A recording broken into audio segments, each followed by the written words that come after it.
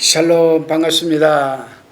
우리가 지난 시간까지 베드로 후서를 요약 강해를 마쳤고요. 오늘서부터는 요한일서 2서 3서를 요약 강해하도록 하겠습니다. 오늘 요한일서를 강해하기 전에 먼저 요한일서 2서 3서가 쓰여지게 된 배경에 대해서 먼저 우리가 살펴봅니다. 요한일서 2서 3서는 사도 요한이 에베소에서 복음전도 사역을 할 때에 기록된 것입니다. 요한복음과 요한계시록을 기록하기 전후의 시기인 주 90년경에 기록한 서신서입니다. 여러분, 성령께서는 사도 요한을 사용하셔서 성도들에게 요한복음과 서신서 그리고 요한계시록을 주셨습니다. 그런데 이 세 가지, 즉 요한복음, 요한일서, 2서, 3서 그리고 요한계시록은 사실상 상호 보완하는 내용으로 기록되어 있습니다.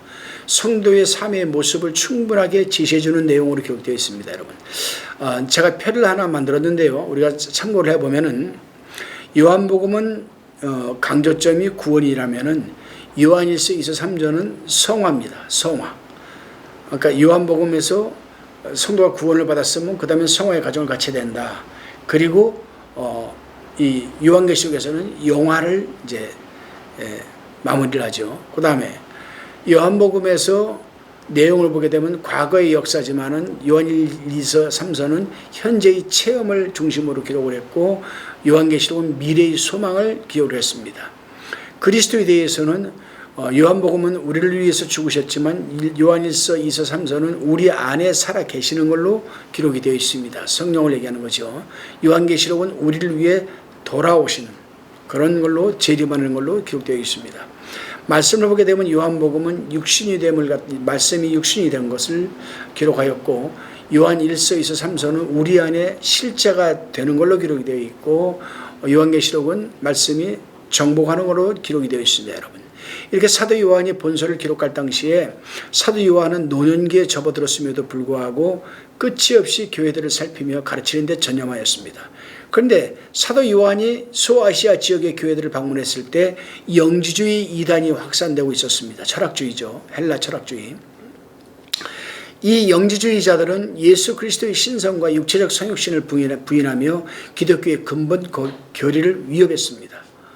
그래서 사도 요한은 성도들에게 참된 믿음의 증거와 사랑의 중요성을 강조하면서 영지주의 거짓 가르침을 분별하고 대적하도록 촉구하면서 예수 그리스도의 신성과 성육신의 중요성을 명확히 밝히고 성도들이 서로 사랑하고 죄를 멀리하며 하나님과의 교제를 유지하도록 권면하는 내용으로 본서를 기록하였습니다. 이제 본서 요한일서 1장 1절로 10절의 말씀을 가지고 말씀은 곧 생명이라는 주제로 요약 강의를 나눠봅니다. 먼저 본문 1장 1절 2절입니다. 태초부터 있는 생명의 말씀에 관하여는 우리가 들은 바요 눈으로 본 바요 주목하고 우리 손으로 만진 바라. 이 생명이 나타나신 바 된지라. 이 영원한 생명을 우리가 보았고 증거하여 너희에게 전하노니 이는 아버지와 함께 계시다 우리에게 나타나신 바 된 자니라. 아멘. 태초부터 있는 생명의 말씀이라고 했습니다.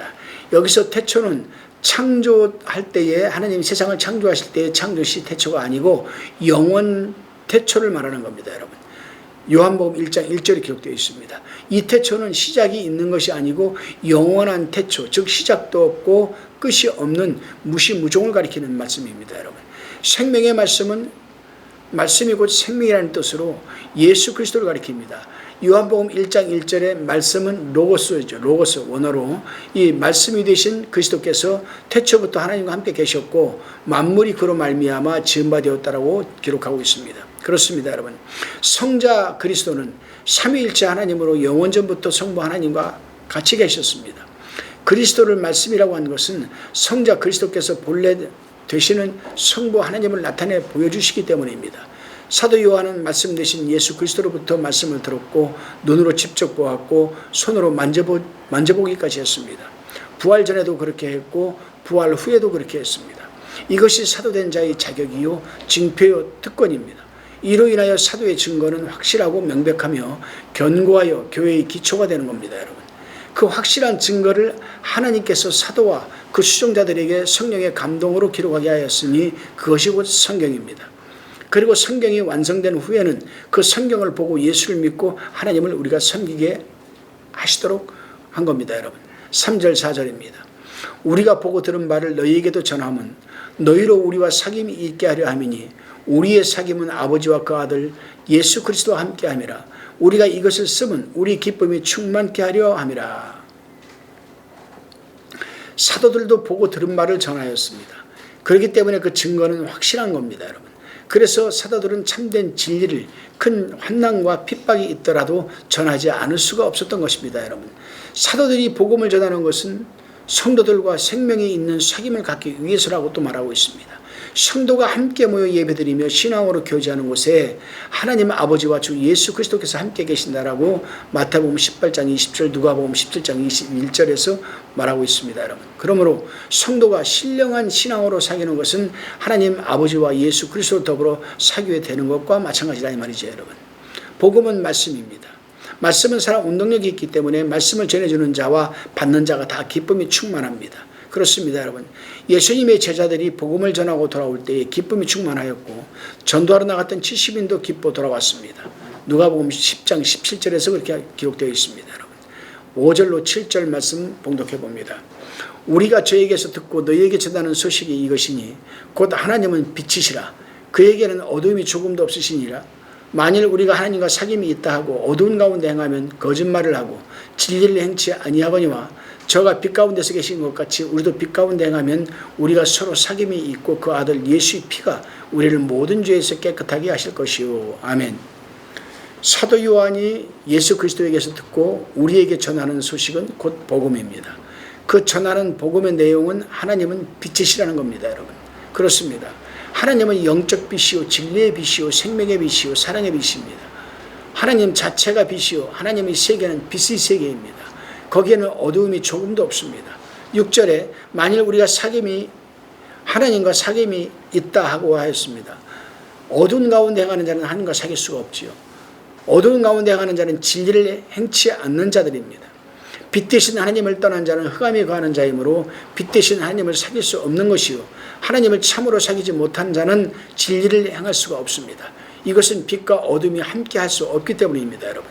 그러므로 성도가 빛 가운데 행하려면 어두움에 처해 있던 것을 회개하고 빛 대신 그리스도와 그 말씀을 영접하여 심령이 밝아져야 합니다. 그렇습니다, 여러분. 성도가 영으로 살며 진리의 말씀대로 순종하여 걸어갈 때에 참으로 하나님을 사귀는 생활을 할 수가 있는 겁니다.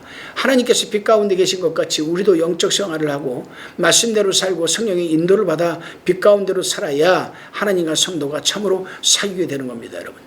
본문 8절로 10절입니다. 만일 우리가 죄 없다 하면 스스로 속이고 또 진리가 우리 속에 있지 아니할 것이요 만일 우리가 우리 죄를 자백하면 저는 미쁘시고 의로우사 우리 죄를 사하시며 모든 불의에서 우리를 깨끗게 하실 것이요 만일 우리가 범죄하지 아니하였다 하면 하나님을 거짓말하는 자로 만드는 것이니 또한 그의 말씀이 우리 속에 있지 아니하니라. 아멘. 죄 없다고 하는 자는 스스로 속이는 자요 진리가 그 속에 없는 자입니다. 왜냐하면 인간은 전적 부패했으므로 죽을 때까지 옛사람이 소용이 남아 있기 때문입니다.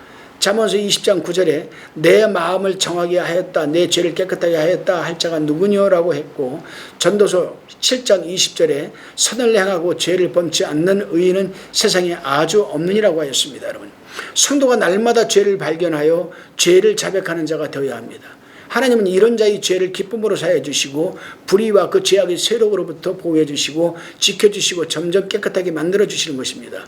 그러므로 성도는 날마다 자기 죄를 발견하여 자복하며 늘 주님의 말씀에 순종하여 말씀을 따라 살아가는 자가 되어야 됩니다. 만일 누구든지 범죄하지 아니하였다고 하면 자기를 속이는 자요 또 하나님을 거짓말하는 자로 만드는 겁니다. 왜냐하면 과거에 자기가 죄를 범한 것이 분명하고 예수를 믿은 후 지금도 자기 속에 부패한 옛사람이 있기 때문입니다. 그러므로 죄가 없다고 하는 자들은 성경 말씀을 부인하고 외식하는 자들입니다, 여러분. 그렇기 때문에 여러분, 우리나라에는 참 이단 사입이 거짓 선지자들이 참 많아요. 왜냐하면 이단도 또 종류도 다양합니다, 우리나라는. 저 강남에 있는 무슨 선교회 거기에 그 목사라고 하는, 난 전 목사라고 생각하지 않습니다만 교주라고 생각하죠. 그 사람은 가르치기를 성도들한테 회개할 거 없다고 가르칩니다. 예수 그리스도께서 십자가에서 이미 다 이루었다고 아버지여 저들의 죄를 사하여 주옵소서라고 선포했기 때문에 회개할 게 없다고. 그럴 것 같으면 베드로가 뭐하러 우리에게 회개하라고 했겠습니까, 여러분? 회개라는 것은 여러분 우리 인간 속에 있는 부패한 옛사람 성품이 있기 때문에 주님이 오신 날까지 우리는 회개의 통로를 걸어가야 돼요. 걸어가야 됩니다, 여러분. 그리고 그 회개한 그 죄는 두 번 다시 짓지 말아야 됩니다, 여러분. 그래야 우리가 구원을 이루어갈 수가 있습니다. 기도하시겠습니다. 주님, 이 시간도 진리의 말씀을 듣게 하시니 감사합니다. 빛 가운데 거하시는 하나님을 찬양하오며 영광을 돌립니다. 태초부터 계신 생명의 말씀이신 예수 그리스도를 통해 죄사함과 영원한 생명을 허락하시니 감사합니다. 저희가 빛 가운데 가며 서로 교제하고 주님의 피로 모든 죄에서 깨끗하게 되기를 간구합니다. 이 기도를 통해 저희 기쁨이 충만하게 하시고 세상의 빛으로 나아가게 하옵소서. 저희의 삶이 빛 가운데 거하게 하시고 서로 사랑하며 교제하는 기쁨을 누리게 하옵소서. 예수님의 이름으로 기도드리옵나이다. 아멘.